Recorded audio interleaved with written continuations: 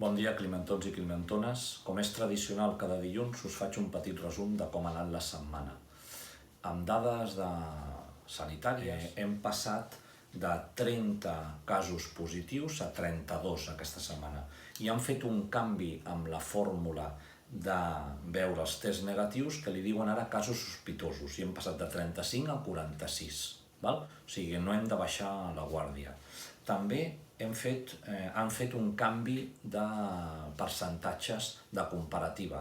Abans comparaven amb 100.000 habitants, que estàvem en 726, i ara comparen amb una taxa que li diuen crua de 10.000, que estem en 75,50.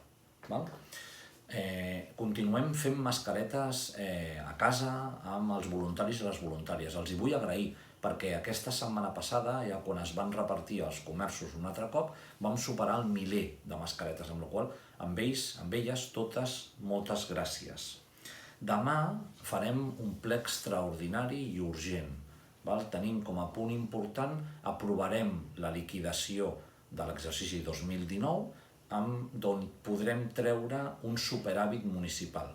I part d'aquest superàvit, des del govern, proposarem que es faci dos plans, un plan d'ajuts a les famílies i un altre pla d'ajut al comerç i petites empreses.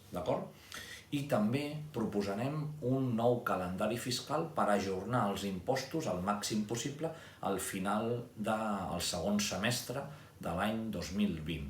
Tot això ho tindreu publicat a la pàgina web. És important que li feu una ullada perquè totes aquestes propostes la fem per poder anar atenent tot l'impacte de la pandèmia. També ahir es va obrir la possibilitat de sortir amb menors. Des del govern d'Espanya es va fer aquesta norma. Si us plau, seguim amb estat de confinament. Hi ha algunes imatges de tota una família sortint junta que no es pot fer, recordeu, una hora, només un adult amb els seus fills, i mantenint les distàncies, és molt important. Encara tenim que cuidar-nos i tenim que cuidar-nos nosaltres vol dir cuidar a la resta de la gent. La setmana passada també vam tindre un episodi de pluges molt fort, pluges que no eren torrencials, però degut a la gran quantitat d'aigua i el tipus de terreny van causar molts danys sobretot desllavissades de terreny, danys que impedeixen poder arribar a totes les propietats de cireres per poder collir-les i danys també als propis cireraires, als propis pagesos. Penseu que també s'han produït danys a edificis, etc. A tots ells aquesta pluja ens ha afectat d'una forma molt gran i el que estem fent des de l'Ajuntament és intentar començar a planificar ja per començar a arranjar tot el que afecta als camins forestals per poder donar seguretat i poder permetre arribar a tot el que són les finques. També des dels serveis tècnics s'està donant suport a totes les propietats per la valoració dels danys. No volem acabar aquest missatge agraint la solidaritat de moltíssima gent. Seguim rebent més voluntaris que volen ajudar. La veritat és que tenim poques peticions, la gent ens estem ajudant entre nosaltres i tenim poques peticions que es poden atendre molt bé des del grup de voluntariat.